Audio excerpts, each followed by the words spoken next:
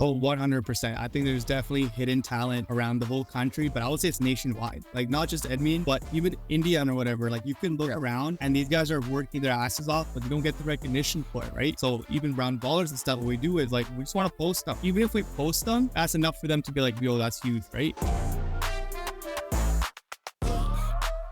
What's up, everybody? Welcome back to the BTR podcast. Today, we're joined by a very special guest. He's a content creator for Apna Hockey. He also volunteered at the Juno Awards, and he's an Oilers fan, so I'm sure there's going to be some banter going on back and forth. We're joined by Tanroop Mahal from Apna Hockey. How's it going, brother? It's awesome.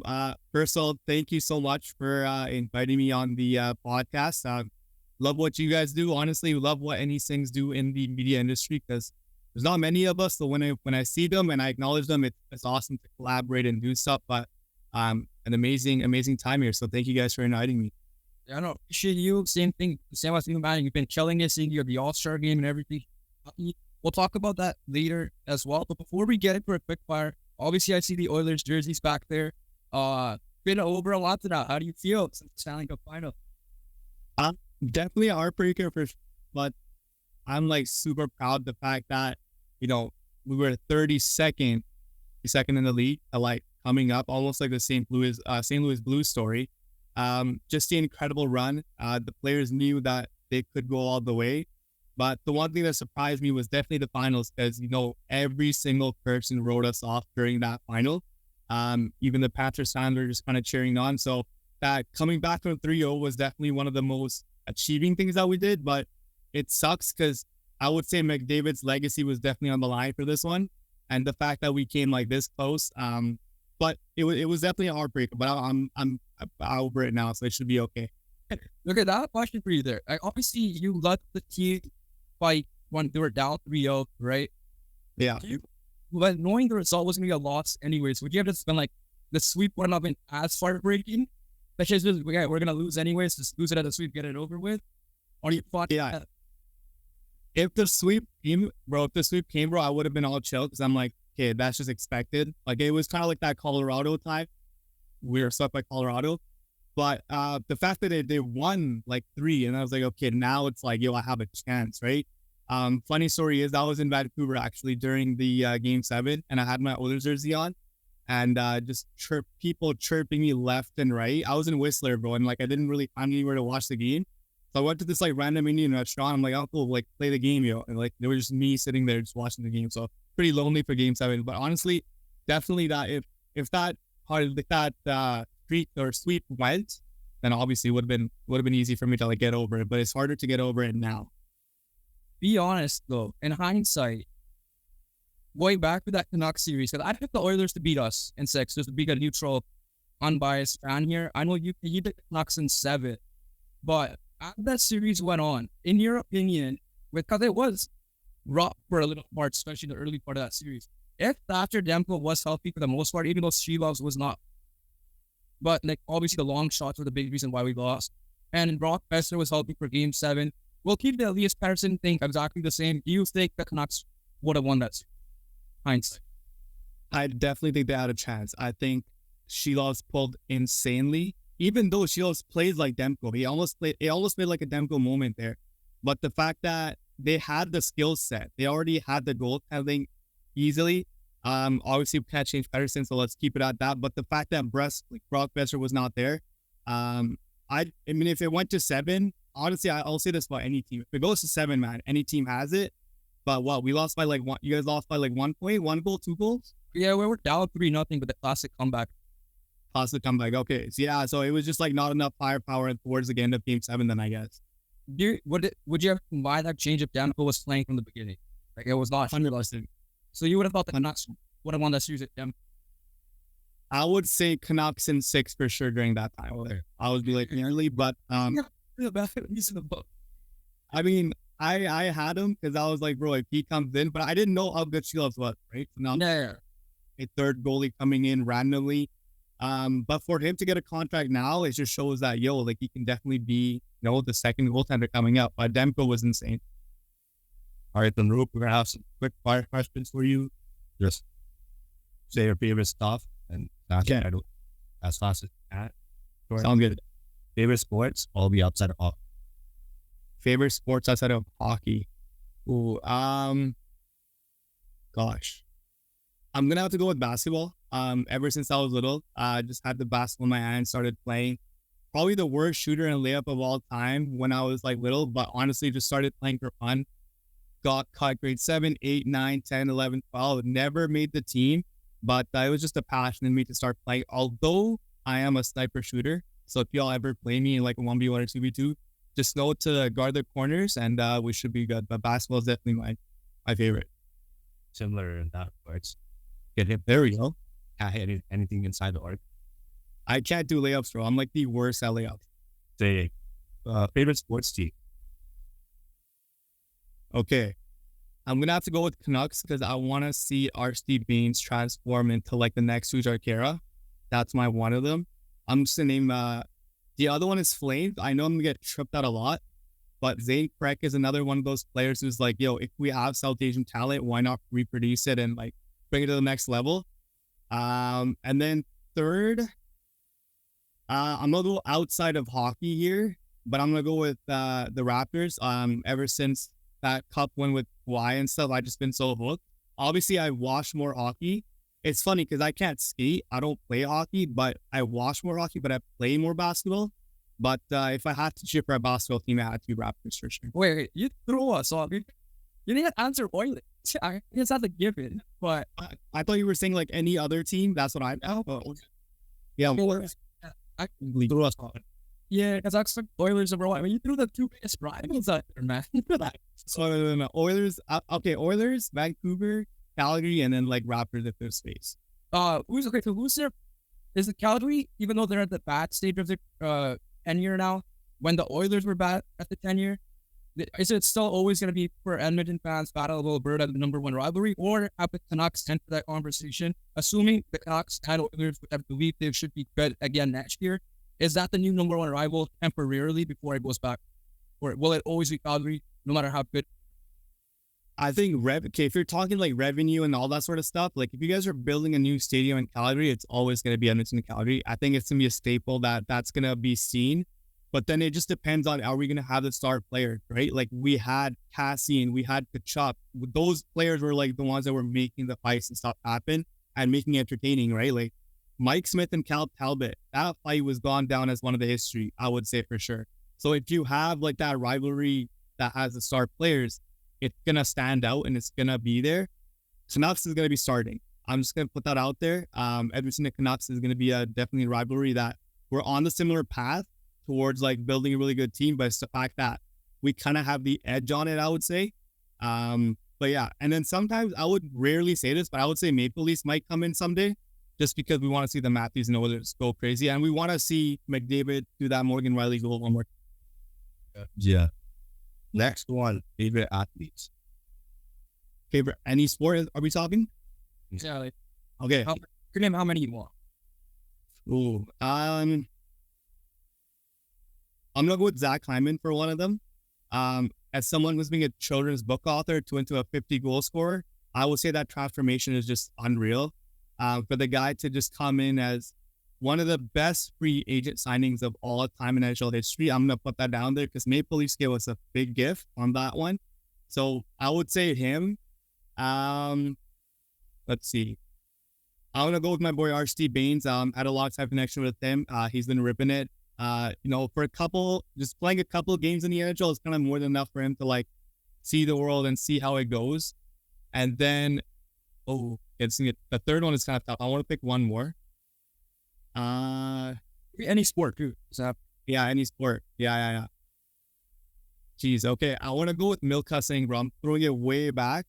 When the Olympics, is Paris Olympics right now? We're all watching the racings, but like, Milka Singh would be in that. Yeah, sure.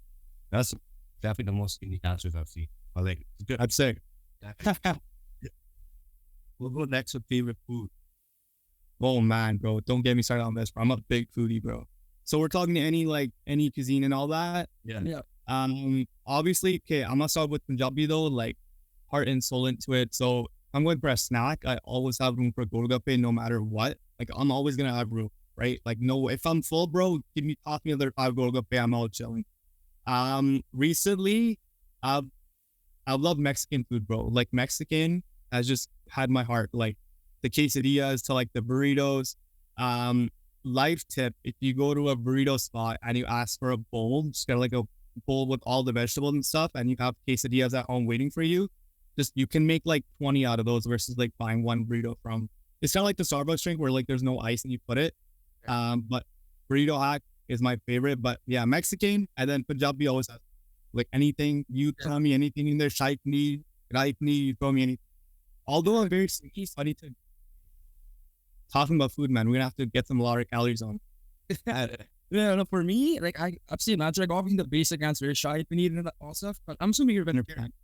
Yeah. So awfully better if you do that. You said cold up there, I agree with that. But for me, throwing chocolate, like insane. I need that for every time we order out. Yeah. So that Or I'd be all already. Yeah. Just point. Right? Bro, do you guys remember the wedding sandwiches? Like in India, they used to be like those wedding with the breads and stuff. Like I kind of like that. They were just like simple white bread and like mayo on it and like lettuce. It was so freaking good. We had that, and then you can't go wrong with paneer tikka though. Just saying, that's an underrated one too.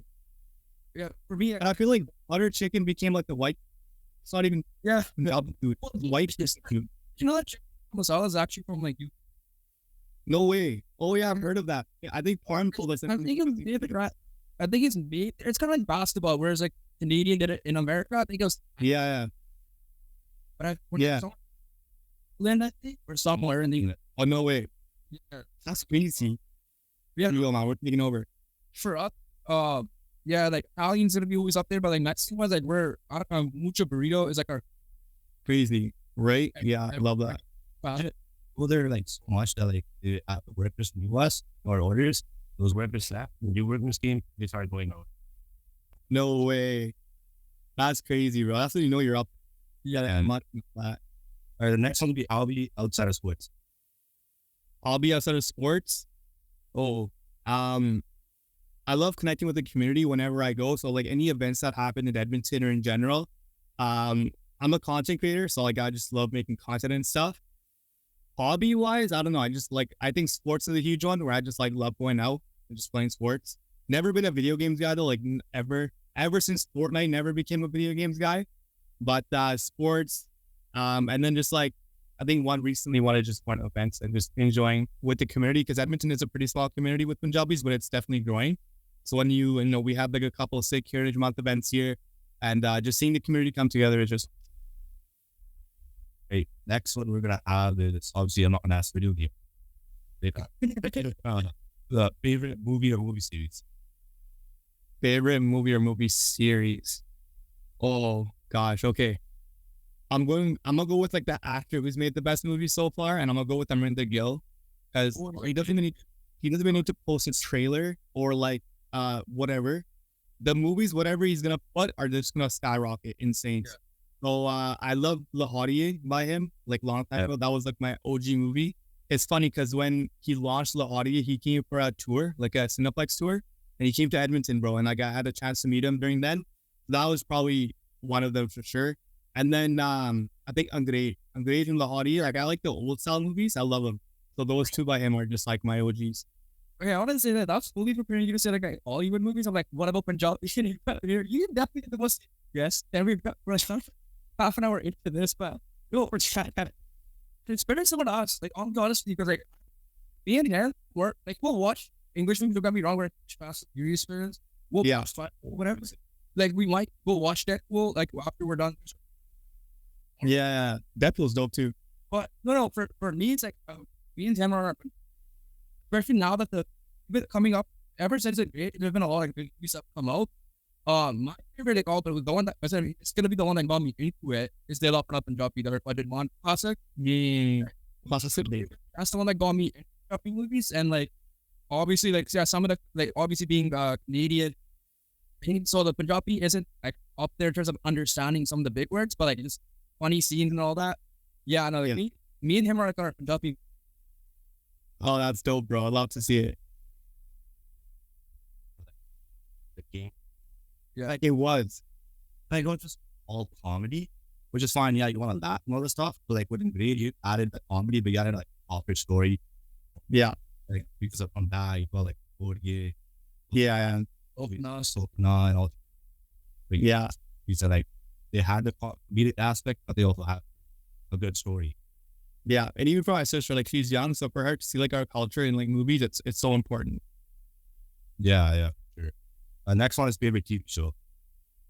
Oh, favorite TV show. I'm just trying to think of the couple that I watch right now. Dude, I love the what was it called? The Enzo Superstore on Netflix. I'll be honest with you, we're not big TV guys. I'm not a big TV series guys either, but like that was one of them. Or I would say like Squid Games like kind of popped off, right? Back in 2020, so I was like, yo, Squid. I gotta hop on the trend, so I hopped on the Squid. Yeah. So we offer the Squid Games trend through the season 2 is Very soon. yeah, Soon. Cobra Kai. That's the going off the spin off of the Body Kid, the original. Karate Kid. Yeah. And then it's Ted Lasso. Yeah. Oh, okay. Heard that one too. Yeah. You could tell we're a sports team as well. Next one is favorite singer. Oh man. Okay, so I have two, and I'm gonna say two. When AP came in the game, it was just like this new trend that came in music. I'm sure like people are gonna go crazy. I'm not gonna say the whole generation's one yet, but I would say AP is definitely up there. And then an underrated singer that I'm gonna put you guys on, and maybe you guys heard it, maybe not, but his name is Supreme Sidhu. He makes like this Punjabi artist right here in Cali, but he's only like caught like under 10K followers. I would say him. And just for fun to throw another one in there, I'm gonna say Pilvan because he's super underrated for sure. So those three are like kind of my top. Yeah, sure. Definitely should put us on. We don't know the Supreme thing. Supreme Sidhu. Oh, sick, dude. Y'all gotta listen to that guy, bro. Yeah. And the last one here, if not media or sports, what do you feel would be? If I wasn't in media and sports, well, my current second job is at campus, so I work at like my campus here in Edmonton. But if I wanted to go for like a dream job, and I really wanted to fight for it, and I wanted to do something, like I said, I was always loved what I'm doing right now, but I would say I want to go for astronaut, man. I want to see the space, man. I want to see what we're not looking at from up top. But if I really have to like go all out, I would say astronaut. But if it's like not going all out, if it's like a realistic goal kind of, which I mean, astronaut is realistic, but I don't really have training for it, I would say pilot.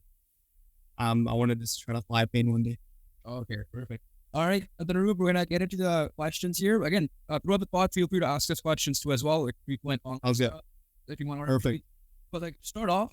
How did the interest in sports, hockey in this case, like sports in general, growing up?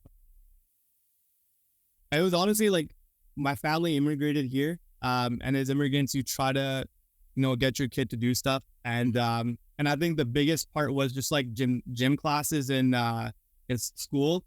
I came here since I was grade 3, so I had some lovely gym teachers who just like love showing us games, love like teaching the game of basketball or hockey or whatever, and then open scrimmages and all that sort of stuff. So even in school, I think it just started from school, man.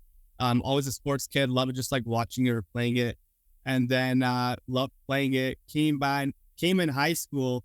I know I knew I had to get a career in kind of sports, but didn't know really what to do. So sports had just been something that I kind of watched. Obviously, Oilers definitely started back in grade, I would say like 7 or 6, just like 17, 18, when they made the playoffs with McDavid for the first time. That got the city like buzzing. So that was my intro into Oilers. Basketball, always just had a fan, just playing it and stuff like that. So that wasn't really an issue for me.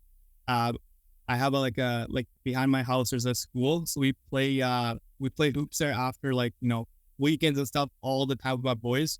So I think the biggest thing that sports kind of gave me was connections and just like that. I'm not the only Punjabi or only Singh here playing sports. That's kind of the biggest thing. But sports gave me a community, and I think that's the biggest thing that I want to say here, that community is important when you have such a big aspect in it. But then that's how Apna Hockey and stuff started. But I'm sure you have another question on that, so I'll keep it right here. Yeah, basically, do you play like any like club sports, like where you are like part of leagues or like so? I never played clubs in basketball either. I never played clubs in hockey. I was just like more the viewer, but basketball and everything, like sports in general, was just like pick up and fun. That's all it was, just picking up ball or just hooping around for fun. We would go to rec centers and stuff and play with the boys, but it wasn't nothing too serious for me. But yeah, nothing pickup style, I would say. But I loved all my boys did, but I love watching them play. Way back to the Oilers thing. I mean, it made sense because, like, I guess you growing up, they were not that great up until like David came into the league, 17, 18. So obviously that will help any like sports fandom in general. Because like for us, we got lucky. We grew up with the Canucks were good, and then we had that downfall, which was kind of annoying. But we at least had some type of growth growing up. Looking 100%. I think McDavid was kind of the reason that I kind of got into it, and also the fact that they built Rogers Place right around that time. So our downtown at Edmonton was just horrible, and Rexall Place, like our old building, no one wanted to go into it because it was just like stinky and like it was just horrible experience in that arena. So once Rogers Place came in, like the Edmonton city and downtown just got a whole new like a whoa moment, like like what happened, and then concerts starting coming in. So when you had concerts and stuff, that's like whoa, like that's really cool. And then what really I liked was when artists came into Edmonton, they would wear Oilers jerseys. They would like rep jerseys of every city. So that caught my eye because I'm like, yo, the Jeter, Aujla ever come here, whoever, right? Like if they wear the jersey, that's like such a cool combination, right? Like music and like sports. So that's what we're kind of trying to, that's what my goal has been throughout Apna Hockey is like, how do you blend culture together, right? And make it just like a whole big community. Wait, so I want to ask you this before we move on to the Apna Hockey side of things here. Does Edmonton get a lot of shit for no reason as a city? Like people say it's the dock, like Alberta, not even just Alberta. Like people don't, all they have is the West End Mall. So you think you just get that out because you're from there, never been there, so you don't have a say here really. Yeah, I am. If you're going to Alberta, you got. That's it. Like, obviously I know what's happening in Jasper, right? Yeah. But I'm saying, the guy who's in Edmonton, do you think it's just unnecessary hate on this? Or do you think 100%, bro? We're like nice and loving people. All Canadians are like that. But I feel like Edmonton got the nickname of Deadmonton. It's just dead. There's nothing to do here. But I'm gonna put this out there that after Rogers Place was built, Daryl Cates, the owner of Edmonton Oilers, he built Ice District. Ice District is basically like a plaza, and it has like you can put concerts and stuff. It's like just the buildings around Rogers Place. So what they did was they put Rogers Place, and they're like, okay, we got all this extra space now. What are we gonna do? So they built the second largest building tower. That tower is massive in Edmonton. They got that. They have like an open skating rink during winter, so then fans could come in. Ice District became like this huge plaza that people's now during the Edmonton playoffs. It was just like watch parties, playoff parties. That's all the vibe that happened in there. But unnecessary for sure. Like, sure, WHAM is the only thing, but WHAM is like honestly kind of so cool because there's just so much to do. But yeah, we gotta like move away from that. Let's talk shit about Calgary, man. Like, why have these? Hey, I mean, Literally, the only thing good thing people say about Alberta is small, but outside of that, fans, Lake Louise. those are beautiful too. Yeah, but like there's so many times I'm like, yo, I gotta steer away from it too. So like they're like every like 5 months, bro. It's crazy. Yeah. So next up, let's start with Apna Hockey. How did it start? What is your role? What is Apna Hockey? And what is Apna Hockey? Right. So Apna Hockey, first of all, Apna is a term, obviously you guys know it means hour. So it's our hockey. Just for the viewers that don't know. Apna Hockey started because it was started by Ladley Tour and Dampy Brar, who are one of the founders of Apna Hockey. It was kind of started by those two. It was started by Ladley a little bit, and then Dampy Brar came on. But the main thing it was started was, in hockey back in the day, there was just a lot of racism. And what Ladley and Dampy went through playing hockey at a professional level, they didn't see many brown players or brown people when playing. Barely, like very rarely, like maybe one or two, or like they were the only ones. It was just a lot of racism. They just couldn't handle it, right? Their parents supported them, right? But it's different when a whole community pushes you. So Apna Hockey started because of all the challenges that they faced when they were kids, right? It started, I would say 2016, 2017 is when it started. Just when the Oilers kind of get into playoffs. So it started on a mission to grow the game of hockey in our community. That was the mission, to grow it. You know, they did camps before, and I'm sure once me and Ladley come on in the future, we're going to talk more about the journey of Apna Hockey. But when we got on in 2017 and 16, it was just a matter of fact of doing camps and all that sort of stuff, making sure putting kids in sports was kind of the big motto. I'm gonna give you guys a cool example. McDavid makes $12.5 million a year, right?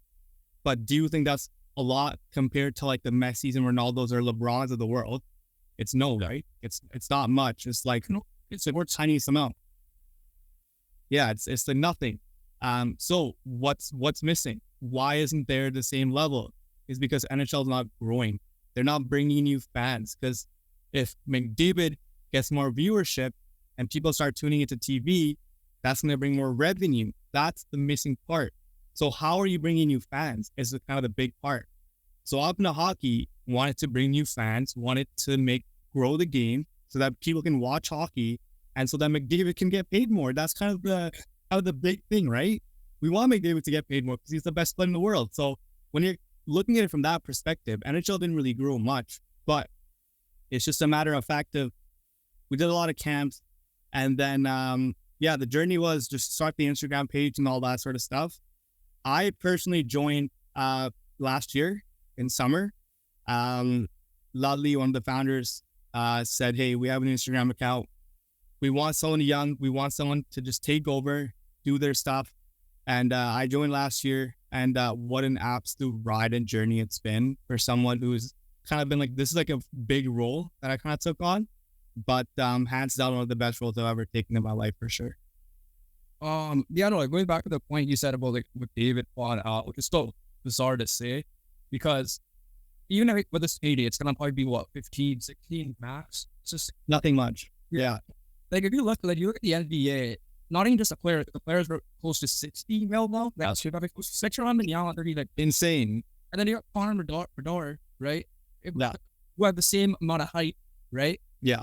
He's probably gonna be like, once he gets his big contract, it'll probably be 15 mil himself, right? Like, so that gap is massive. But I'd rather that the coaches in the NBA are making more. Sure. Than way more. It's 60 mil now, like contracts. So yeah, I know that what you guys agree there is amazing just to get more eyes on the sport. It's not even bad like McDavid anymore. It's like, for example, keeping it Punjabi, Archie Bates, once he finally cracks the key, hopefully with the Canucks for sure next year, like, and he plays well. Like we don't want him to have like a $700,000 contract or contract, right? We want him to at least get like close to 10 eventually down the line. Yeah. Right? Like it's huge. Like I remember I saw an article that Clayton Clark, the WNBA player, her salary is like $70,000 compared to like Bronny James' entry level contract. It's like, dude, the level is insane. Yeah. So like even in like gender wise, it's like we're not even close. So that's the matter of fact of that we wanted to bring in new fans. And then Apna Hockey, one of the biggest moves ever that kind of happened was we actually won the Willie O'Ree Community Hero Award by the NHL. So the NHL hosts this annual award show, and the Community Hero Award is basically anyone in the community growing the game of hockey. That's basically what it is, doing something good in the community. And Apna Hockey got nominated. We made the top 5. Then we eventually made top 3, which was insane because we didn't know we were going to get this far.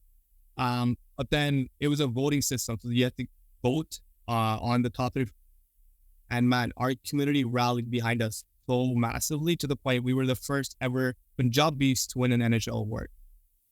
Yeah, like so you guys are doing work with the NHL. Yeah. Have you tapped into? I know it's brand new, but have you tapped into the PWHL? Not much. And we have a couple connections with actual players, but we were there for their during the Allstar game. We watched their game, like the 3v3 mashup. We watched. And then we kind of saw their open practice. We have some couple of connects in the NHL that made that happen. So we're not having much yet, but I'm really sure with our new addition member. So we had a new member join us at Apna Hockey. Her name is Tan Apwal. So she's going to be joining Apna Hockey, and she's our program coordinator. She organizes all the programs in Edmonton. So having a female like her, I'm sure we can even grow it to a different level for sure. Okay. For you personally, going back to your media journey, or you joined Apna Hockey, did you have any prior sports or sports media or media in general experience, or you were working towards before joining? Bro, I'll be so honest. I had zero experience in media. Oh, well, not media. I had zero experience in sports media. So sports media was not my like kind of type. Up in the hockey kind of started because I knew founder Ledley. I knew him from the beginning. I just started following them as just like a normal Instagram follower, right? Like when I was like 16, 17. But what Ledley noticed was like, I'm always texting him. I'm like, yo, like, where's this event happening? Where's this happening? Where's this happening? I was always in his head, right? And then the opportunity kind of came. But when you keep knocking on the door's eventually going to open. That's technically what happened. I kept, at it with Upnock because I knew that was the one I wanted to get into. I briefly remember Oilers do like meet and greets and stuff. And one of the Apna Hockey's friends gave me tickets to that. So that was like a wide open door for me to like come in, see how everything goes in Apna Hockey. And but before that, I had literally nothing. I actually worked at my college job as a promotions guy, so I did some content, but that was pretty much it. Nothing into sports wise. So it was a whole new venture, but you only grow if you go into uncomfortable situations. That was my big uncomfortable situation I kind of had to go to. So you mentioned that obviously Lodley and Danby were former ex pros in hockey. So obviously that's a big reason why hockey was a choice. Is there other reason? We actually had a deep agenda on for that podcast. We did a podcast. I'm sorry, and we asked the same question in terms of, was hockey a big reason because it's a Canadian sport, and since you guys are in Edmonton, McDavid, Oilers are there. Is that a big reason why it was called Apna Hockey? And then my part two of the question would be, was there consideration or even a consideration to do other sports branch out further? And like, I don't know what Brown Ballers are doing on. Yeah, I think Apna Hockey was that Ladley's dad was a huge fan of hockey. He was a huge Gretzky fan. So during those Gretzky era, that Ladley's dad was insane. So he was a huge fan. That's how Ladley got into it, right? But for him, even going to games, he didn't see anyone. So he had a lot of friends, but they weren't united enough to be in it. So that's how kind of the Apna Hockey thing was. And especially with the Oilers, when we were in the dark ages, dude, there was no one watching this sport. Like there was no one watching Oilers that time. So for him, it was like, yo, I need to do something with my time to get it done. And I'm sure like we'd love to have Dudley on one day to talk a little bit more, but that was kind of the reason that it started. Branching out, we'd love to, man. There's so many sports, but for Brown Ballers, it fits nicely because they're obviously a little bit bigger than us. So they get that more viewership. Branching out in terms of floor hockey or ball hockey, there's different forms of hockey, right? It doesn't have to be just on ice. Yeah. Branching out can be in terms of coaches. Who are the coaches and how can we highlight them? Branching out can be like the player's parent. How do they deal with, long terms of players who are like on the road and stuff? So I think branching out is more in terms of how can we grow the actual hockey game. It's a little tough when we get into the other sports because that's not our forte, but branching out in other ways for sure. Have you guys done Apna Hockey charity road hockey games or just anything off ice, like road hockey or floor hockey? We definitely, we hosted a lot of cups. We also hosted the Indo Cup. Indo Cup is like the biggest South Asian tournament that happens, I believe, in Calgary. So we hosted that, and I think this is our second year doing it. So it's going to be this year, actually. But that was our kind of big movement. But what we like to do is we usually like to collab with a lot of partners. So there was a bunch of those that kind of happened. And even collabing with the Oilers is what we kind of did. So we collabed with Oilers and a couple other NHL teams, and we did the first ship program. So the first ship program is basically the kids, bringing kids together, and they get on-ice sessions, they get equipment, and it's funded by NHLPA, NHL, the Oilers, and Bauer Equipment. So kids who want to come into hockey, doesn't even matter. If you're even a beginner to beginner, right? You come into hockey, it's $200. You get head-to-toe equipment, all of it. You get on-ice sessions with the Oilers players, right, and the alumni. And then by the end of it, you get to play a game, right? The really cool thing about this is when brown parents see other brown parents and other kids, brown kids see other brown kids, they start becoming friends, right? and you get this whole community. That's how the community's kind of started. And that's what really I love about it is when we're doing champs, it's really cool to see brown parents come together. But yeah, we clubbed a lot of NHL teams to do that. And then even just the Indo Cup as well. Yeah, the hockey in Canada now is like in a weird place, not even just for Punjabis or brown people in general, because what you're doing is great. Because the reason why I'm saying this, you're hearing like news and sports how hockey's expensive, right? Like, not just getting you need all that equipment, sure, but like getting into a good hockey school or a hockey, going to the States, even if you want like to go to college, like obviously that's a scholarship, but even to get that opportunity, it's not as much there as when we're a soccer. You get scouted by seeing a ball in the park, right? Or basketball, you just try to shoot the basketball in the hoop at a park. You don't need to buy it or anything like that. So like, yeah, in that sense, like, what is that like? Do you think it's more people, not just you guys, how to kind of show hockey, make it cheaper in some sort of way, or provide some type of help in sort of way to grow the game back? 100%. Because parents are scared. Because parents want to spend that much money. That's the thing. Yeah. Also, how could you reduce the obstacles of getting hot? Yeah.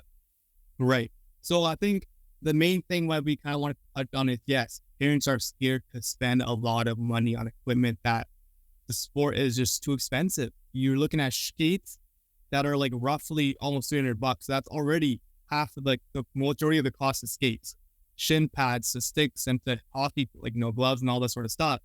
It's really expensive. And how can we reduce it? Well, all these camps that we're doing with the NHL team.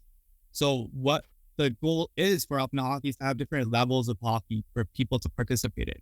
So the beginner one is partnering up with teams and bringing in kids, right? Head to toe equipment, do that. Second one is like, okay, so once we kind of get that, it's like we want to have a little bit older kids. So like, let's get the youth involved, right? Get them playing games. Another step after that is like, let's get an actual team, or maybe an Olympic team or anything. I know Lally has a team, a list of players that can easily represent ball hockey and ice hockey in the Olympic for Team India. It's huge, right? We have that talent. Parents are not just willing to pay that cost, but it's a lot of risk. Oh, because, injuries, concussions, there's fights and everything that happen. It's a pretty risky sport at the end of the day. But the kids camps that we do, head to toe equipment, the kids are into it already. They love it. And how cool is it? Example for that kid who did an ice hockey camp with the Edmonton Oilers, meets the players, gets an on-ice session. Now he can go back to school, and the friends that didn't like him, didn't talk to him, the goalie who didn't want to see him go hockey, he can say, guess what, guys? I went to an Edmonton Oilers hockey camp. Like, I met the players and all that sort of stuff. So for those kids, I would say it's a booster, right? For them to know that there's camps that like this exist. And I think the ultimate goal with what we're trying to achieve is like, partner up with the NHL and do an up and up cup. Like, instead of the Stanley Cup, you have like an up and up cup where it's like a biggest South Asian hockey tournament. That's like a big goal, which is going to be huge. But I feel like it's only going to grow if we get the support, for sure. Do you know who Smitter Kate lads? No, I haven't heard. Well, you met for the ball hockey. Like, he's supposed to be the GOAT, especially in the Punjabi community, the ball hockey GOAT. Like, he represented, he made like Team India. They went like, oh, no way. They went overseas. Once we're done with this, you can Google it too. But he's like arguably the GOAT, and like he's from here, right? Because like the reason why I know is because he coaches in the local soccer club here as well. And no way. The director saw me, and they went over to Czech Republic, I want to say Czechia or something, and they got robbed. I was watching some of the highlights and stuff. Like, they robbed him like when they went to PK or penalties and stuff like that for a shootout. So something like that. Like, so what you're saying is kind of there, but I don't know where for them. So I don't know where it is currently, because like obviously I don't know what's happening with it now. But that's the name definitely I suggest looking up too. Maybe you guys could work with as well. But like Smitter, I can message it to you too. But yeah, I thought you may have heard of that name, so maybe that's where it's like. I probably haven't, but Ladley, because I've only been here for like so long, but Ladley has a lot of connections, and Daffy too. They 100% probably know who he is, so for sure. I'm not really sure with that though, but I know I think at the end of the day, there's more people running the game than it's better. Exactly. Yeah, from what I've heard, he's like, go. They want to go. Let's say, that's awesome. So, sorry, one sec. And here, what was it? Yeah. Okay, so getting out of this side of things, like mixing it into the Punjabi culture and hockey. South Asian nights, right? Like obviously, there's a lot more going on. We do the volley night here at Vancouver. Randeep John does a big part of that. I've saw last year from clips that you did Calgary. There was obviously Edmonton. I think in America, Dallas did one. Robin Baba went down there actually, like San Jose. So how's that experience working with the NHL, setting up South Asian nights across Yeah, so we partnered up with, I would say, majority of the biggest teams. So LA, Winnipeg, Calgary, Edmonton. We're trying to do Dallas. The growth is definitely there, man. You can definitely see that the NHL is finally looking like, whoa, we need new fans coming in, right? So then that's how South Asian nights happen. But when we talk about South Asian is more, it's huge. There's so many cultures in South Asia that you can't just pinpoint, say like Punjabi or like whatever. There's Hindus, there's Muslims, all that sort of stuff, right? So I think the tricky part becomes the South Asian culture is probably the hardest one to integrate as one, right? When you look at jerseys and all that sort of stuff, as an example, there's different types of jerseys. There's a peacock and stuff. You'll never see like a kanda, because we're not just only talking about Punjabis, right? The South Asian is pretty broad. And what I love about it is it's definitely growing. And for me, what I loved, and I'm like a huge music guy, but when the LA Kings had their night, South Asian night, I think it was a couple months back. I'm sure you guys know A.R. Paisley, like the rapper. He did the ceremonial puck drop. So I actually reached out to him. I got his number. He's a huge, cool guy. I love hockey. I reached out to him. I was like, yo, like Lally Tour is going to be in LA. Do you want to link up? And so we actually had a really big link up with him and Apna Hockey. So that was really cool to see. In terms of broad South Asian nights itself, it takes a lot of work because you need the right members to make it happen. You want the whole community to come together. But so far what we've seen is that they've been going really well. And we're just trying to make more out of them. So there's other NHL teams that we really want to work with. But I think with the start that we had, it's been really amazing to see the community coming together. Funny you mentioned AR Paisley, because we didn't really know who he was. So it's a small flex from us. We were actually small, very, very small cameo. And him and Johnny's you saw him. Music. Oh, Peter. No way, you guys were at the music shoot? Yeah, so obviously it wasn't like they invited us directly. It was more of us. Like we used to invite the Surrey. It was open, yeah, I saw the post. Yeah. So we wanted to support Arm, because Arm helped us out a little bit on how to niche. So we showed up. I could have been right after work. He went early. Arm's like, yeah, time to show up. And we show up. And then he calls us in the music. I'm like, we don't have to be in it. We just want to see the behind the scenes. And then we see like a 2-second clip of us just in the hiding in the corner. Like, no way. This. That's so sick. Yeah, I'm gonna watch that. I was actually in Surrey that time, but just couldn't have the time to go there. Yeah. But no, they're dope guys, yo.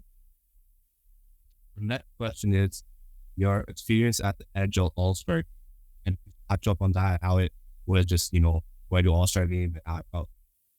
Yeah, so the talks for the NHL All-Star, I heard, I think last year that it's coming to Toronto, right? And you know the market in Canada for hockey, insane. Because I know when the All-Star happened in Florida, there was no one showing up. There was nothing. So when you have a city like Toronto hosting it, dude, like unreal, right? So got a message from Lally, the founder. He was like, dude, we need to make a trip. NHL is inviting us over to the All-Stars to experience all the events and all that sort of stuff. They're gonna give us like tickets to all the events and stuff like that. It'll be a great time. My first thought, I was like, holy shit, like I'm going to the All-Star, like, watching it on TV, but now actually like being there in person was just like a whole different level. So obviously the bad part was it was during school time. So like, I had to take like a solid week off of school, which kind of sucked. But anything for hockey, legit anything for hockey. So took a week off. My teacher was super pissed, but she saw my pictures and stuff, so she was jealous.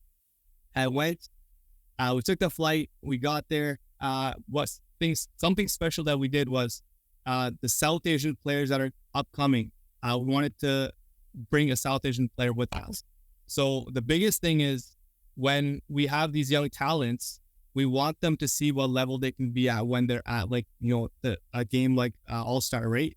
So we brought a girl named Maddie Rye. She's got a full scholarship to Western University. So we brought her out. We paid for her stuff. We brought her out to the games and stuff. And then, so she was rolling with us, and the NHL made some cool content with her and stuff. So that was probably the really coolest part. Events and stuff, holy bro. It was nonstop. Like I landed, and it's like, we have an event, we have another event, we have another event, we go here. It was nonstop. So we got there, had a little bit of break, went with family for a little bit. But after family, honestly, it was just more of go. So linked up with family for a bit, and then we went to the, I believe it was a draft that was happening, the All-Star draft. Yeah, and then it was the women's 3-on-3 PWHL. We watched that. So that was the first event that we went to.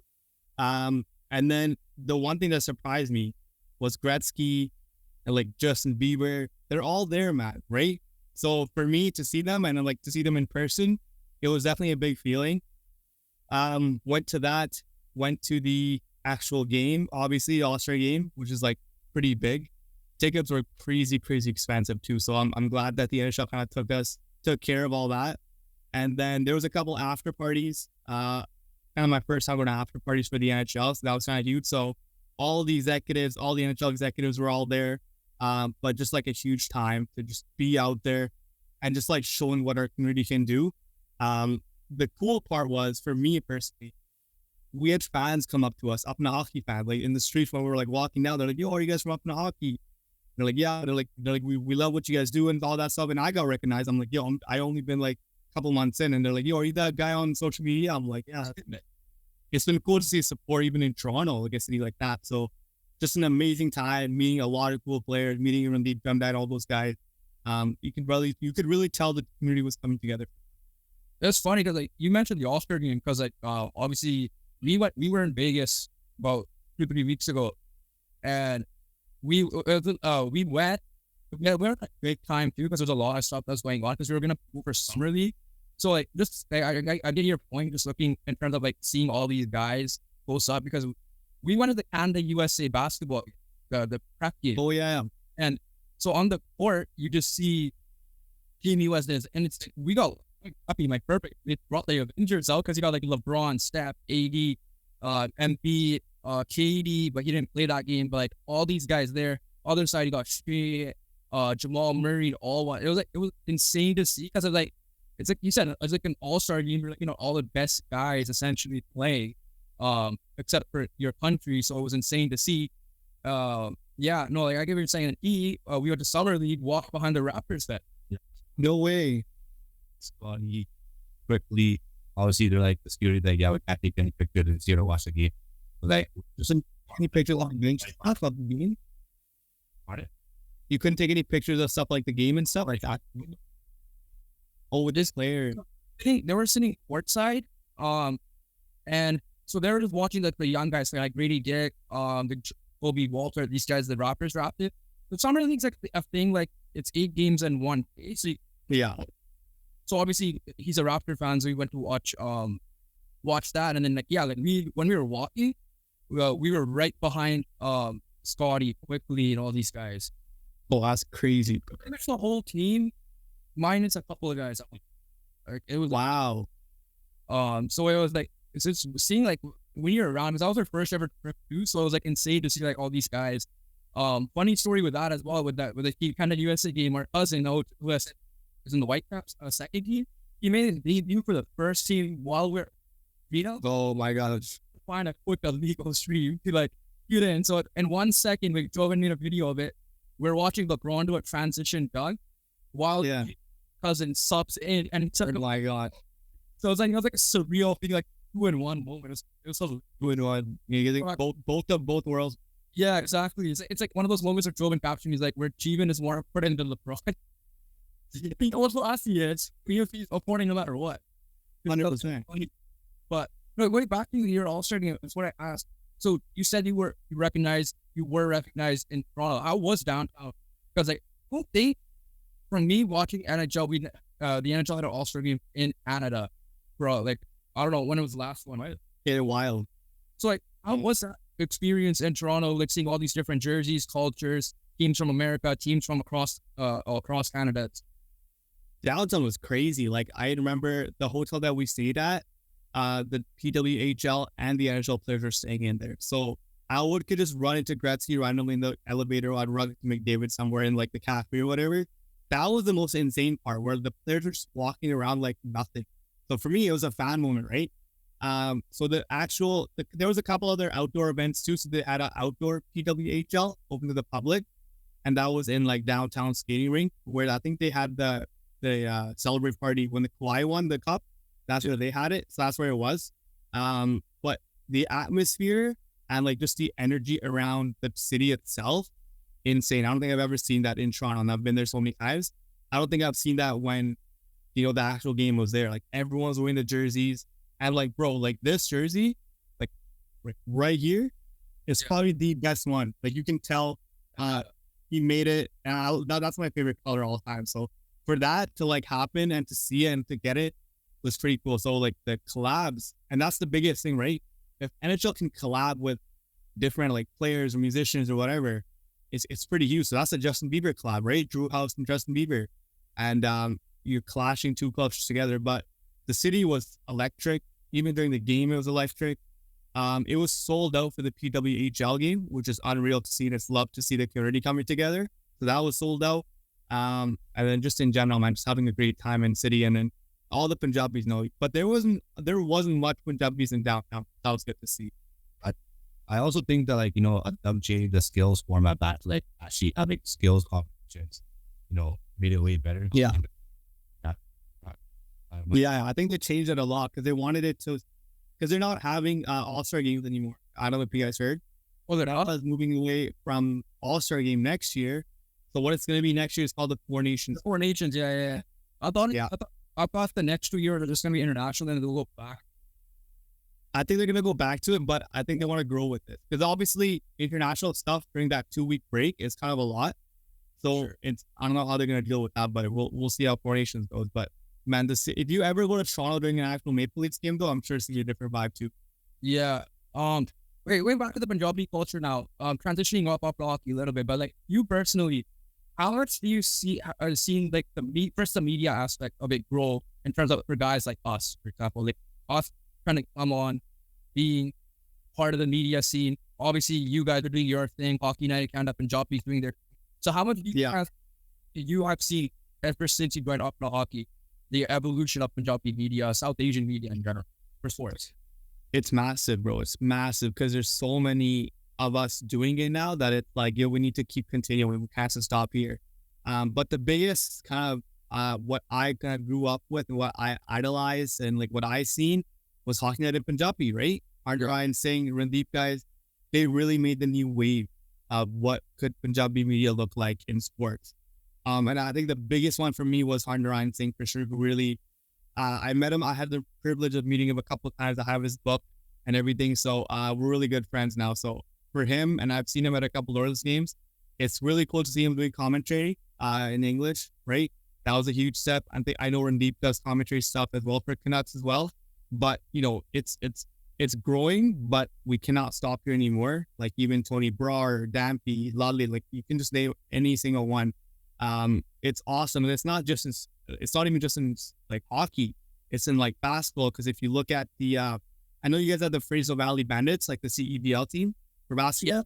Yeah. Punjabi commentary in that now too. And Edmonton has Punjabi commentary and Stingers. So in the growing in, I would say all the other sports as well, for sure. Yeah, no, for us, I think it's not even just that. I think the guys from Hockey United Canada Punjabi got his name part from there, I think, and they're doing BC Lions commentary. Yeah, I've seen that. Yeah. And I saw like over there, like I'm at Baldwin for the CEBL here. I think a guy named Randeep said it was Raj Ludley, who's part of Hockey United and doing it for the Bandits here. Yeah, Bandit. You just see like it's not even just hockey now, like football, for example. We're telling you up here like how no one really Punjabi speak NFL, so we're trying to get it. We're seeing guys in the CFL, that, whether it be players like Sokchang Alliance or and these guys doing commentary for like football, which is more American, esque as well. That's huge, bro. Yeah. with Deep also being a pod sharing probably the biggest moment in history, the Benito call. Yeah, Benito call. Yeah, changed like their, changed the game because when they got invited to Pittsburgh for the cup celebration, the cup parade, and they were getting like, on the plane coming up, That's insane, bro. if people at Pittsburgh say, like, no way, you got to the Benito call. Like, it was such a amazing call that it's like, it just changed the game. there's one thing about Punjabi's hype up stuff. People gotta realize, Right? 100%. hype everything up for you. You see our weddings and all that goes. Bro, insane, man. You get into it, it's wild. Even because I remember that reading in the book of Arner Hyatt. Benito call changed everything, even for the whole show in general, because it got a new sponsor. The show started going up on Omni TV, like everything, man. You name it. Okay, so stepping away from the media, talk about Punjabi athletes. So one thing we actually asked Randeep was because we're like, damn, why is there such a lackluster of Punjabis being in general? Like, obviously, Archie Baines another fourth in NHL history. Still a lot in terms of Robin Bawa, not a lot, sorry, but like in terms of the lot more than I thought at least. But Robin Bawa, Jarkira, Manny Malhotra, now him. And the CFL is so trying no one in the NFL. NP had Satnam Singh and Simpler, right? So like, Simpler, yeah. but what he told us, which surprised us a little bit, is actually like, and you being part of Apna Hockey will definitely be a perfect person to ask. Well, there's actually more than you think. It's just that we're looking local. He said that, so for example, Randeep said in Chicago, he was there for a wedding, and there's Punjabi people coming up in Chicago saying that they're playing sports and stuff. So I mean, as a guy at Apna Hockey who is promoting all this, all the hockey side of things, culture, South Asian culture, and then same thing with Brown Ballers, they're doing, how much is it actually more than we think? And hopefully there's a support that these guys could be pros in whatever sport they play in. Oh, 100%. I think there's definitely hidden talent around the whole country, but I would say it's nationwide. Like, not just Edmonton, but even India or whatever. Like, you can look around and these guys are working their asses off, but they don't get the recognition for it, right? So even Brown Ballers and stuff, what we do is like, we just want to post them. Like, even if we post them, that's enough for them to be like, yo, that's huge, right? It's definitely hidden, but I think it's a matter of fact of using our platforms wisely. So if we built out a big platform, why not use it? Why not showcase it? Why not showcase the player? We're looking at the big names, obviously. The ones that you've named recently are big, right? And they're huge. Yeah. And the media covered them, but there's some that the media doesn't cover. That's the huge issue. Even in Olympics, there's a couple athletes that are doing insane for India and Canada and stuff like that. When cricket had their stuff in IPL, the American team, or majority of them are Indian, right? So there's a lot out there that we don't really usually see, but if the covers enough of it, it can be potential to grow them and help them support their journey for sure. Yeah. Yeah, no, for like, even like soccer, right? They might not be representing India. Like, obviously, our cousin, I said, he's part of the Whitecaps thing now. There's a guy named Sarpreet Singh. He's played for Bayern Munich. Like, Yeah, I heard about that. he represented New Zealand at the Olympics recently as well. So, yeah, like, there's like, it's not even just that, like, every sport, solo or not, right? Like, there's obviously the badminton players in the Olympics. The Olympics fly a lot right now, which is, We also have a girl in the Canadian track. yeah, it's athlete, I think. She made like the Canadian relay team. Yeah. Oh, no way. I think she's part of the 5. I'm not sure if she's part of the 4, but from what I remember correctly, if you remember correctly, she's part of the Canadian Olympic track, which is massive. That's sick. As well. That's crazy.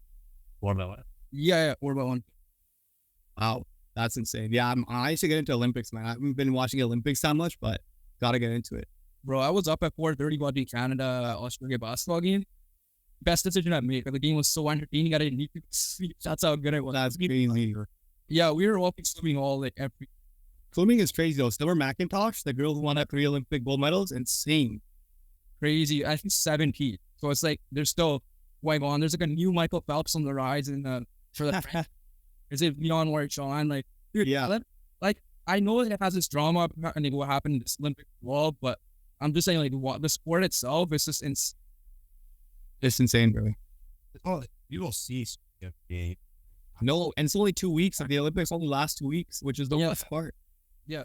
Vancouver 2010 was like amazing to witness it. Just like going downtown to see like people, like how you said about Toronto All-Star game. 2010 Vancouver Olympics was so goated for us. It was like one of the best things ever, and we got a golden goal here. Oh yeah. To witness that as well. Insane, bro.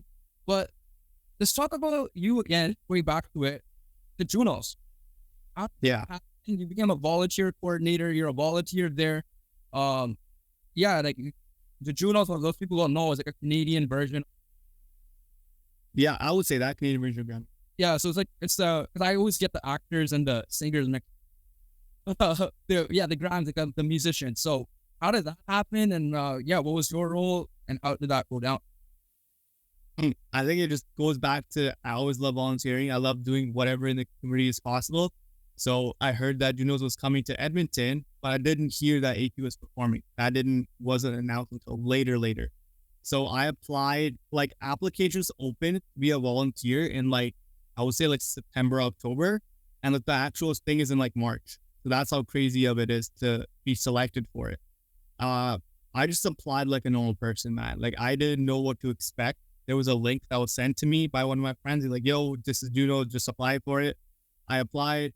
I think the link was sent around. It was just asking your name, what you do, your resume, and all that sort of stuff, right? Like your story, your background. And I wasn't with Apna Hockey at that time.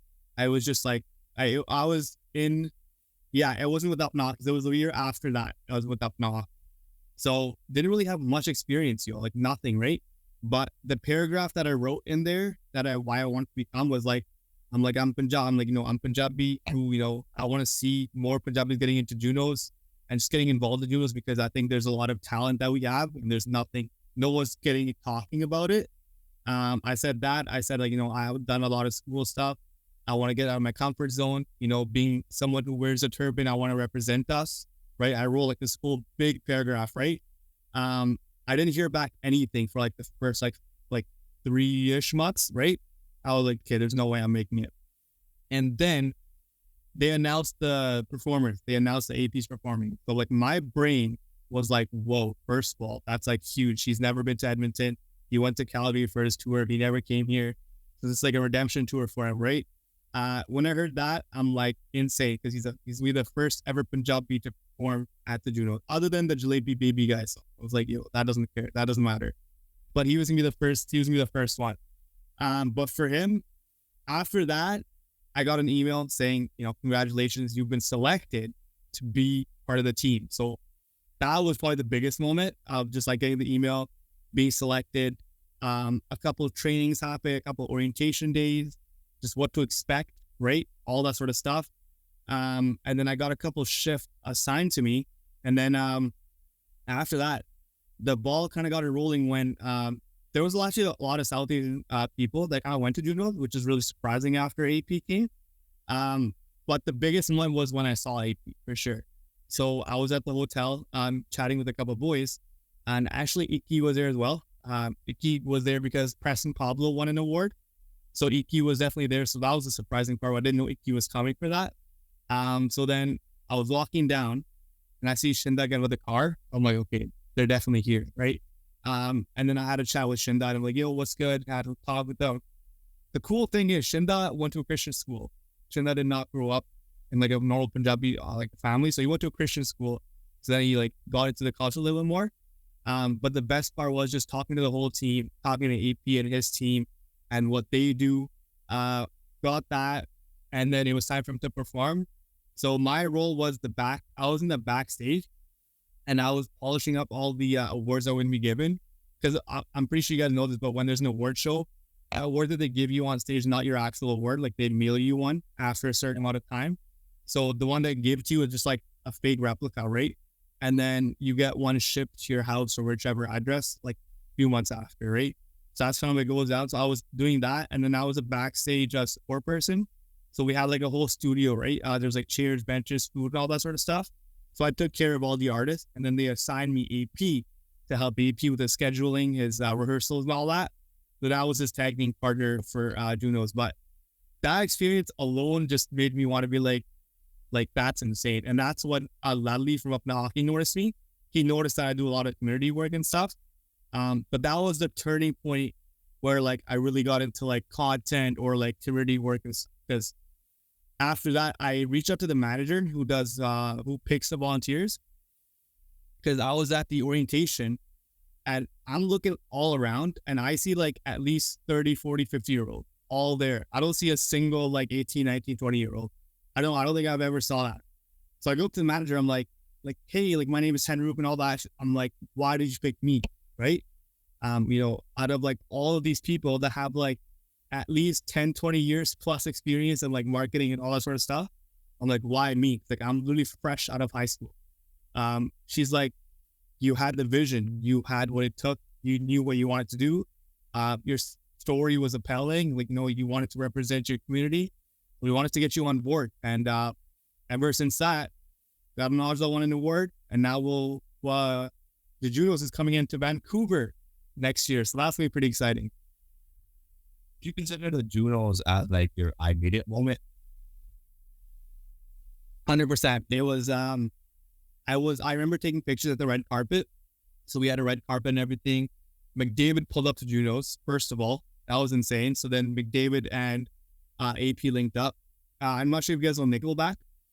Yeah. So Nickelback pulled up, and AP chatted with Nickelback and guys.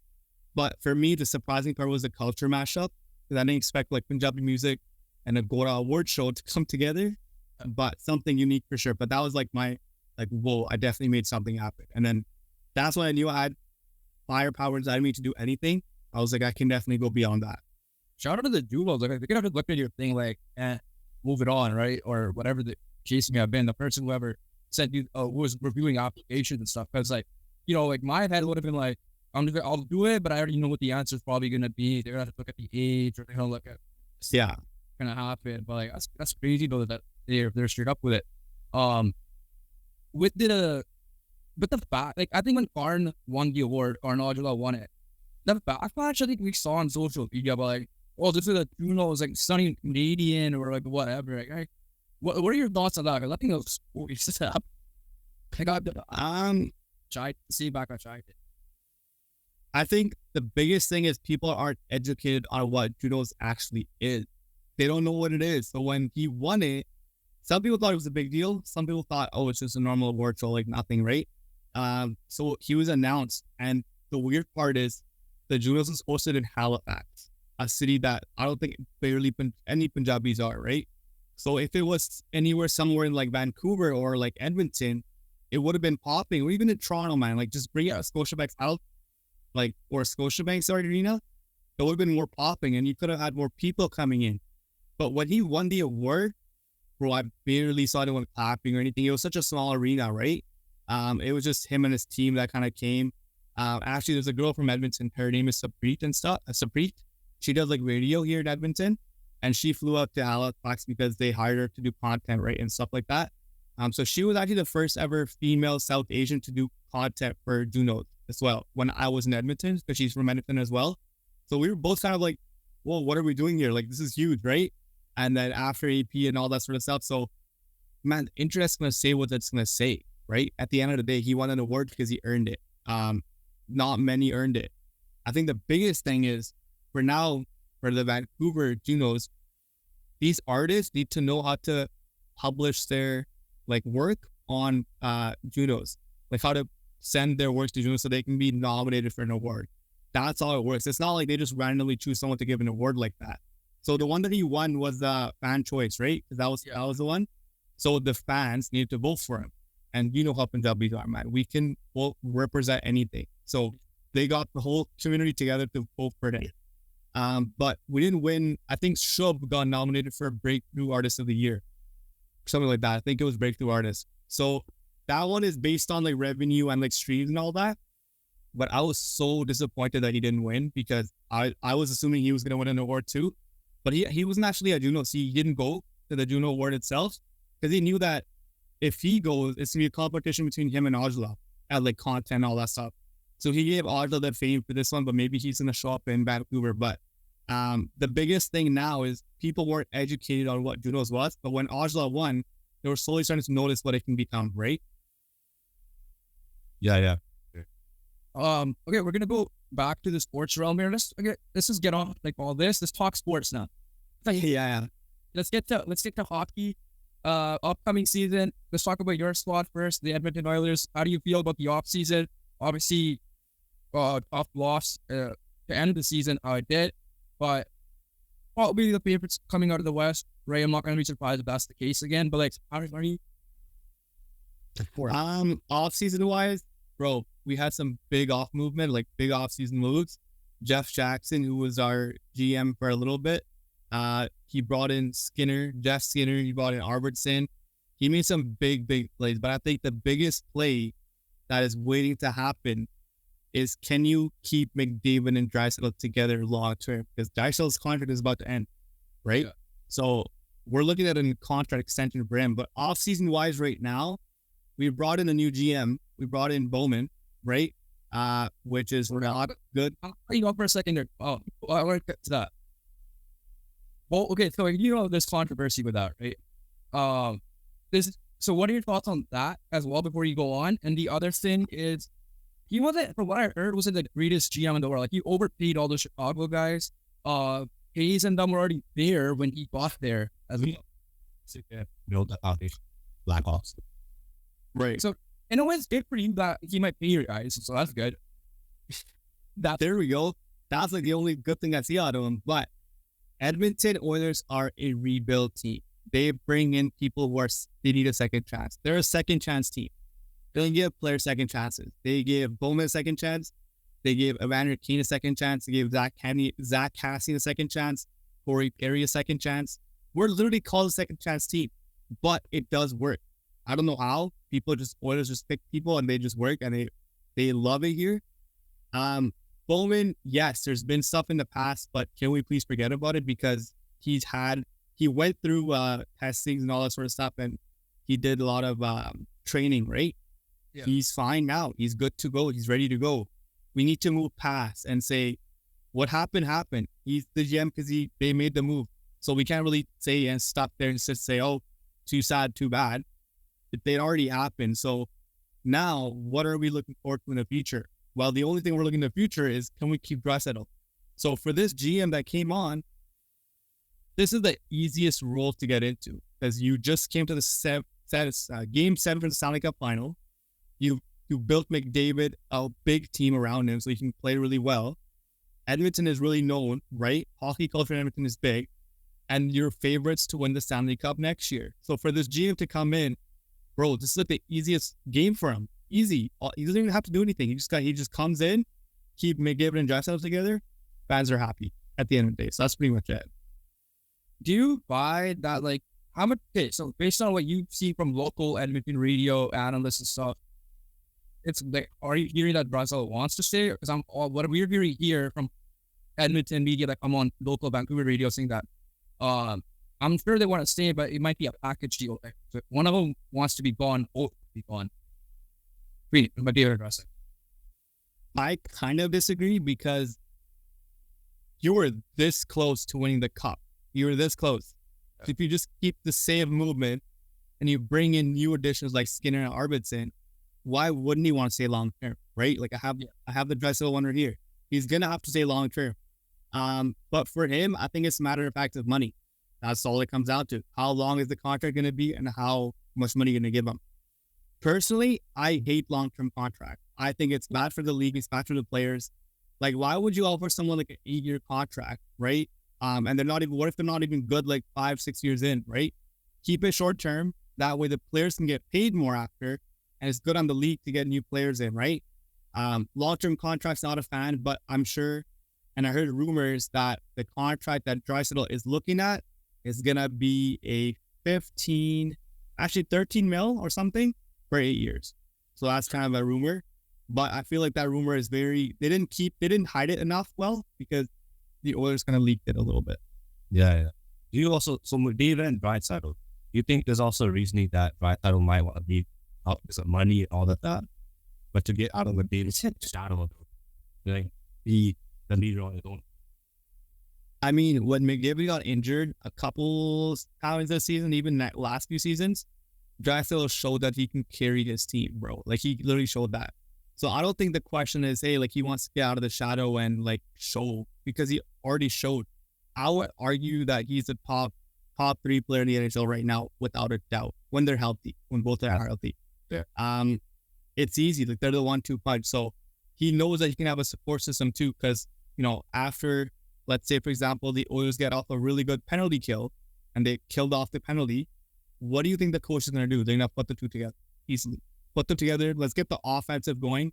That's all it comes down to, right? How do you bring back the energy? And I think both of them bring back the energy really well. So I don't think he's going to be leaving. I think he's going to be coming back, but he's definitely going to be on the second line where sure, sometimes in a power play and stuff, you're going to have McDavid and Draisaitl together, but it's not going to be all the time. Like he's going to have his own line, right?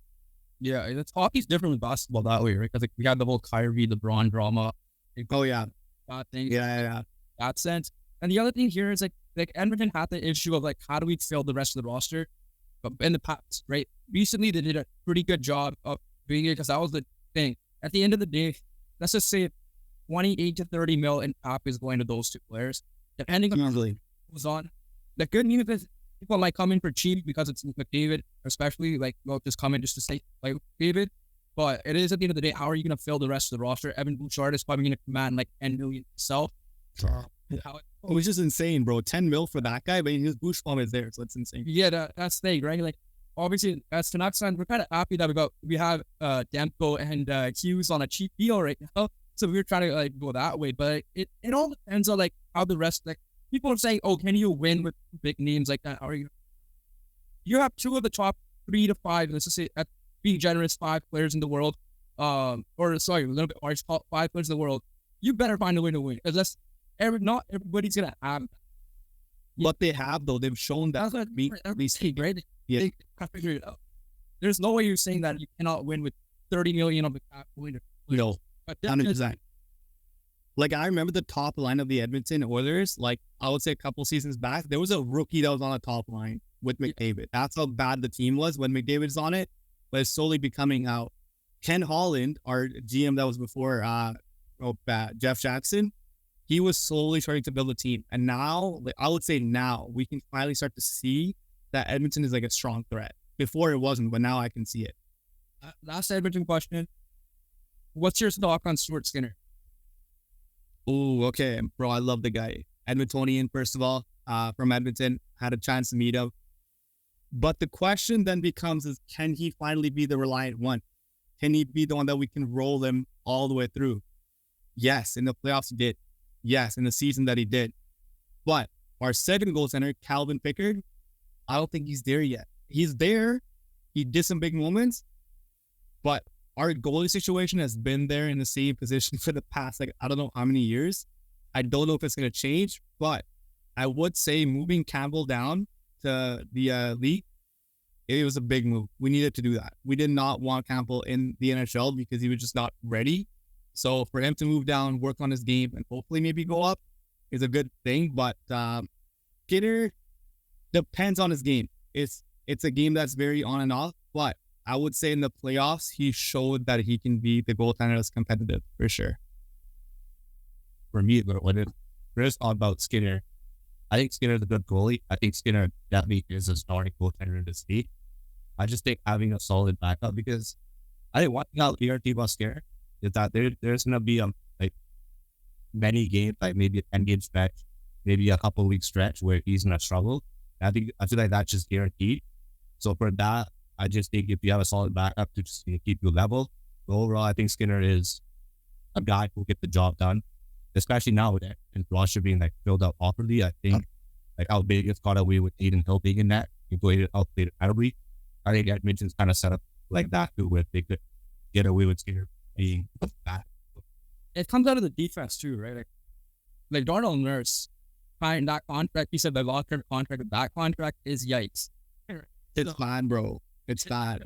Yeah, it also comes down to that because Vegas had Aiden Hill, but Vegas had Theodore, like Martinez, Petrangelo, and all these other guys that they had in the back. And then also you got to look at one of the reason why that will beat the final, because they snapped up. There's one back to shit, but snapped up. We also the blocking shots and all that stuff. And the Oilers, I think, kind of like the Mavericks, really surprised me of how good they actually put defense in the playoffs. And those are the reasons why they made it all the way to the final. Oh, 100%. But the fact that Nurse is not producing where he should be right now is kind of concerning, and it's concerning to me. But I think he was paired up with Bush a little bit, but he's not paired up with Bush anymore right now. But I think he's going to be with Broberg. It's going to be Broberg and Nurse on the second pair. But Ekholm and Bush are killing it. They're on it, right? They know the vision. They were starting from the playoffs, and they knew what they had to go through. Bush bombs helped a lot in the playoffs, but Nurse is like questionable right now. But if he steps up next season, I'm optimistic for it. Do you believe that? Because I think Bouchard and Ekholm could be just about the top 10 here. Because I think they were that good in the playoffs last year. Yeah, I think Ekholm brings that veteran experience for Bush, but Bush knows how to move the puck very, very well on the power play, because he took Ty Ratty's spot, right? Ty Ratty was there. Tyson Berry, sorry. Yeah. Berry was in that position. But as soon as Bush came in, he knew the assignment. He knew what to do. But for a guy like him, he's really feeling it, and he can definitely become our next big defenseman. Some shout outs. I think Ryan McLeod did really well. I know he got traded, but Ryan McLeod is speedy. I love the speed, love what he played. So yeah, big shout out to him too. Hey, before we move on to that build for old Oilers player, just a heads up that you're going to be doing that soon. Olympics. Obviously, we mentioned the four nations happening next year. How are you viewing Canada versus USA at the moment? Obviously, the glaring weakness is the goalie, but your opinion, what do you think? In the hockey, you mean? Yeah. In the Olympics right now, bro, I honestly haven't been keeping too much up. What I have been keeping up was the Canada's team, like for basketball, and the USA team. I've been following basketball a little bit more than hockey at the Olympics, which is kind of weird because I should be kind of looking at hockey a little bit, but basketball was kind of what I was looking at. Also tennis, because my Alcaraz was just insane. Yeah. So I was looking at that.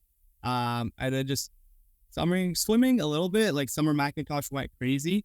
But with talk, I know I'm changing the topic a little bit, but the uniforms that the countries wear, some of the countries, is just insane. I can't remember the country's name, but there's this one country that had like almost like a shield of like uniforms when they present the gold medal and stuff like that. So that's a growing thing right now, where when you bring in new uniforms, you represent your country in like a different form, right? But basketball and Canada's basketball and USA men's basketball team, because like LeBron and Steph, that's kind of their last year's kind of going at it, I would say for sure. So we know what's the next move for them, who's gonna pull up. Not Ben Simmons, sorry. Devin Booker's been pretty good too recently. So for the Olympics are gonna have Winter Olympics. I mean, you're saying Winter Olympics? Okay, don't worry, we're going to talk about those Olympics too. We're getting but any thoughts of the summer already. So the winter ones, like the projected roster, obviously US and Canada is the 1 and 2, but right now the way the US roster off the bottom is looking, and obviously the glaring weakness for Canada is USA. How would you view it, especially the goal? I would say Canada has, bro, if you have McDavid and Crosby and all those guys on one team, like, come on, like, it's going to be pretty easy, straightforward. USA definitely looks like a little bit of weakness right now. The projected lines I saw was that for Canadian team, their goalies are stacked. I like their goalie tending. I like what they have. USA, not too much. But the defenseman for Canada is different too. Like, I would say it's a team right now in the next generation that we're seeing something different coming out of forward. But the question then becomes is what's going to happen in the four nations, and how are you going to compete with the Olympic style games and stuff? Because if you're trying to do the same style of game in that, then there's no point in like having a big competition as four nations. If you're only having the Olympics, what are you going to do what are you going to do different for the four nations is going to be the big issue. But I definitely see Canada coming on top for this one. No, I do agree that the offense goes to Canada. Defense, I might favor US slightly. I think it's similar though, but if I would like the names are on the US side a little bit, like a bit outside of the far, obviously, but goaltending, man. You think we have better goaltending? The only reason why I'm saying this is because USA has Stamkos, Hellebuck, Swayman, and Ottinger. Canada, we don't even know what the number one is. No. I think did I say Canada? Yeah, I'm a goaltender for US State when I said defense. My bad. I mixed those two up. Hell no, bro. Skinners, not yet, man. But who is it? I think it's Hellebuck. And then I saw Demko, yeah. Orange and with 4. So one of them's gonna get. Yeah. But imagine having Bob in there, like Borowski, dude, that'd be crazy. He's in Rush Pass on. Rush is not gonna. Yeah, that's not a good part of it. Dude, it's Vasilevsky, Bobrovsky, Sorokin, and Shuster. If they were Russia's goalie. They're rest of this one. That's what means. They're at goalie turns. That's gonna be insane too. But even like for someone like Draisaitl, bro, for Cologne, like even Germany, I don't know how that's gonna happen because what? Who does he have other than? What's the other guy's name? I can't remember the guy's name here. Tim Stutzla. Yeah, him. That's it. Look at defensive wise, like they have Hughes, McAvoy, Fox, but we still have like Hart, Angelo, Hayes. So I think defense will be kind of there. Yeah, I would say it's a little bit similar. Yeah, but forward, so you can't compete. Center depth, we got the center. Yeah, you got David, Canon, Ross, Guard, Bedard. That's like 4 centers right there. And then like, It's wild, man. All right, then a couple questions before we get to that build the player thing I was saying. One, you already mentioned your animated moment was the Junos. It's a Starstruck Moment also within APWHL, or is it like a sports? If a Starstruck Moment in Junos or like just in general? Just in general, because I'm not sure if it's already AP. So if it's already AP, then if you have a sports one. So yeah, I would say that it was definitely AP for that. But then sports one, meeting McDavid actually. I'm gonna say meeting McDavid. We were doing an autograph session in Edmonton Mall here. So again, Edmonton Mall keeps coming back because that's all we have. But when they were doing an autograph session here, and I remember it was at 7 p.m. but I waited. Like I got to the mall at like 12 or 1 p.m. So I had to wait in line for like a solid 6 hours to meet the guy, first of all, because it was that crowded. But meeting him and like that was probably like the big moment because like when I got up to him, like he saw my Oilers jersey and stuff. It's Punjabi, so I had to ask him, do you listen to any Punjabi music? And unfortunately, he said no, which is kind of sucked. But I went to an event in Edmonton when the Heritage Classic happened. So Edmonton versus Calgary outside game. When that happened, Evander Kane was there during the event. So I had to ask him myself because he actually follows AP Pillow on Instagram. I don't know if he still does anymore, but he follows AP, follows all those guys and his team on Instagram. So I was like, yo, like I asked him when I met Evander Kane, I'm like, do you listen to any Punjabi music at all? Or like, what do you do, right? Bro literally said he loves Punjabi music. Like he knows a couple of the artists and well, because he grew up in Surrey with all the boys when he played soccer. So for him, it was like a no-brainer moment, right? But that was one of the things I was like, no way, like he met that. And then when Daljit brought his show into Edmonton for the Illuminati tour, Evander Kane went, even though it was a playoff. Playoffs were starting, playoffs were going on, and I think we beat the LA Kings, or we were like 1 game away, and bro took time off to go to the show, which was like unreal. So he has Punjabi blood, bro. He knows what he's doing. It's funny because like locally we do have like a lot, like Brandon Dillon is from here. Scott Hannon actually like really, yeah, like the San Jose Sharks guy, Scott Hannon. I think Dan Ambience is local. State Theodore is from like Albert Grove, and I forgot who's from Abbotsford. There's like another one, right? I'm surprised when I saw. I'm sure you have the same way if you look at certain, like you said, Skinner's from there, but like people in the local area too. Like for us, I'm looking at these names, and it's like, see Surrey, and I'm like, what the hell? Yeah, dang, not even just strictly that. Hard. Well,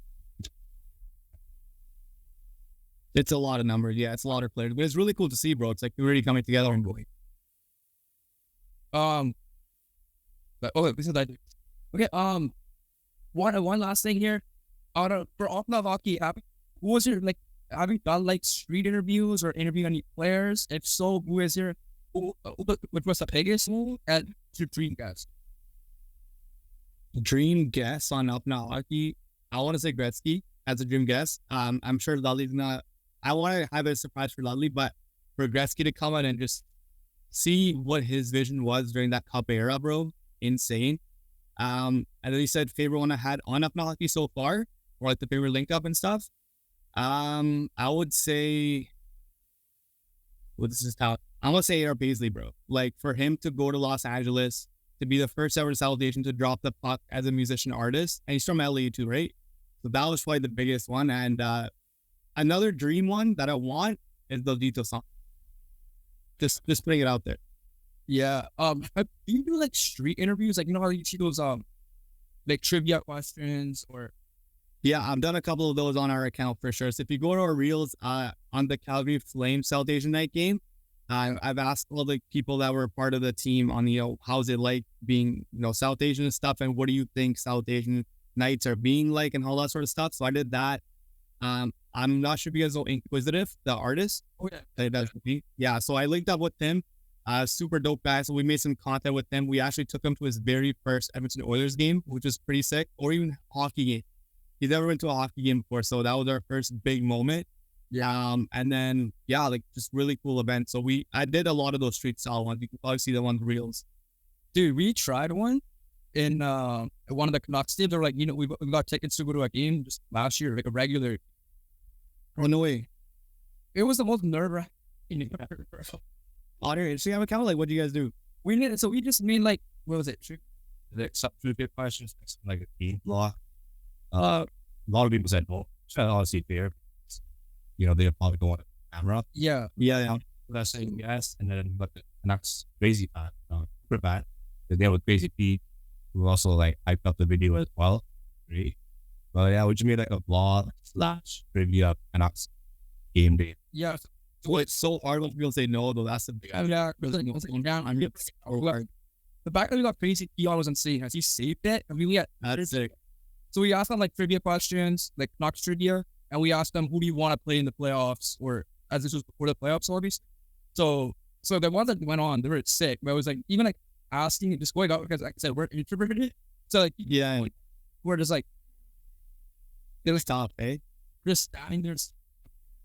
But yeah, you and whoever, anyone else does it for their social media platform. Huge props, guys. I don't know. It takes a lot of pressure though, because like when you're trying to ask someone, it's like, yo, like what do we even ask them, or like what are they gonna say? So that's kind of the big part about it. All right, Tanroop, we're gonna make your hockey player now. Okay, sick. Any player that's just going for playing for the Oilers. Okay. Wait 1 second. So just to make it clear, it's during their Oilers tenure. So whatever knowledge you know, so like, for example, Evander Kane, it has to be only in his Oilers tenure, not his like career. Oh, so just his career in the franchise. It's Corey Perry, for example, you can't pick Corey Perry for one of these because I'm assuming he's going to be a lot Anaheim link, but it's only the time when the Oilers, like not with Oilers. Yeah, and no repeat answers, but you could change it if you're a different switcher. And no, you cannot name Connor McDavid for every single. Okay, sounds good. The answer could be Connor McDavid. Yeah, that's fair. We start off with body /height. So someone who like matches that is kind of what I'm aiming for. So like, for example, if I was doing a Canucks one, I would consider Zadorov. Oh, okay. Body /height. Can I say Jujhar Khaira? Yeah. Anyone in the Oilers. There we go. I think he definitely had that. For him to, I think we were missing that sort of player because after Cassian left, we didn't really have that type of big player, but him for sure. Next one is skating. Ryan McLeod. That he's not on the Oilers anymore, but can I still pick him because he's not on it, but he was? No, it's a good pick on. Okay. Yeah. Stick out. Oh. Adam Henry, super underrated, third line, during the season, insane. Shot. I have to go with Bush, right? Like that's like a pretty obvious answer. Play me. Ryan Nugent-Hopkins. If he's centering his own line and he's not with Draisaitl, he can definitely make an impact for sure. You're allowed to pick by David like what? Yeah. You could pick David. I can. I'm waiting for I thought you guys were gonna have like a really hard one, so I'm like, yo, then I can use it. Yeah, the other ones might not. So okay. Yeah, so let's do He started. The ones are more like the great ones like fighting.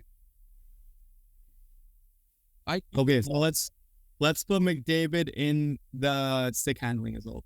And then we'll take out Adam Henry. Okay. All right, so stick handling is McDavid. Yeah. The next one is overall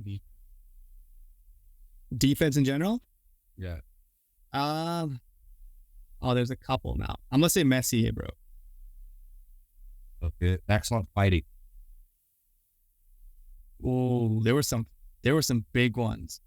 Okay, I'm only going with Evander Kane because the reason is after he had the fight with no, actually it was Darnell Nurse. He had a fight with this player from the Wild, and the guy was straight up, he was bleeding way too much. So I'm gonna say Darnell. He's up there, bro. Hitting. Then I'm gonna go with Evander Kane for this one. This guy's crazy. IQ. Gretzky, man. Like, come on. I would say who can put up like 100 points in 30 games? I don't think that's possible. But I would say the generations are different, but Gretzky was insane in that. And then the last one is to make a full complete player, goalie.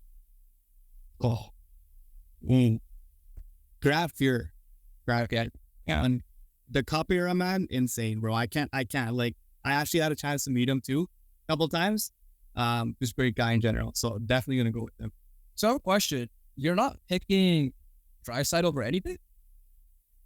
I'm gonna keep you guys some creative answers because I'm sure you never heard of McLeod and stuff like that. But if it was, I think you said playmaking, and I said McDavid for that one, right? So let's stick handling. Yeah, I think he's new for playmaking. So let's do playmaking for Dry then. Since like you can build your perfect player. No, so you have to be perfect. And yeah. Okay, let's just spell this out again. Properly. So body size, you said dark era. Right. Skating, you said McLeod. Stick handling, McDavid. Shot, Bush. Playmaking is Draisaitl. Overall defense is a Messier. Yeah. Fighting, Nurse, hitting, Kane. IQ will be Gretzky, and then your goalie is Graf. Oh yeah, grappling. Edmonton has like those players are good. They have them, bro. They have the skets. Like, might as well just pick one or two, right? Okay, it was a lot of fun here. Just a couple of things before we close it off. Just advice for guys like us, guys like people like that want to come up in the media scene, sports media scene, like yourself, joining Apna Hockey or whatever. Your advice to. Well, first, biggest one is don't be afraid to get outside of your comfort zone, because this was my comfort zone move that I made, and it paid off for me. And the second one is ask questions. And people are more than willing to help you. And even with Apna Hockey, we're a big community that's willing to help kids and just in general, coaches, whoever wants mentorship and all that sort. Ask questions so then you can be on your way to success. And the third one is consistency. So if you're putting in those work, it's got to come back to you for sure. And it goes back to all the other podcasts and stuff like that. They've been putting in the work, and even you guys, bro. Like, it's been a pleasure having the show and like seeing what you guys built up. So consistency is like a huge one. Well, definitely bring you on when you do like our NHL preview talks on NHL for sure. If you're ever in town in Surrey or wherever in Edmonton, we'll link up for sure. Oh, 100%, bro. We'll definitely stay in touch now that I know you guys are, Surrey. Plug yourself. Like, where can people find you? If they want to reach out to you, anything upcoming you want to promote for Apna Hockey that you can share. Yeah, I mean, my Instagram is right on the bottom there, so it's t.mahal16. Apna Hockey is pretty straightforward, apna.hockey, so Apna Hockey. Those are kind of our two main pages right now. As sort of big, projects that we have is working with the NHL for the Four Nations Cup. I don't want to say too much right now, but once the information comes out, maybe we can even do another pod and talk about that. So that's going to be pretty big. All right, man. Once again, appreciate you for the time. It was so much fun. Definitely we'll do this again in the future. For everybody else watching, it's nice will be linked down below in the description. And we'll catch you guys on the next one. Peace.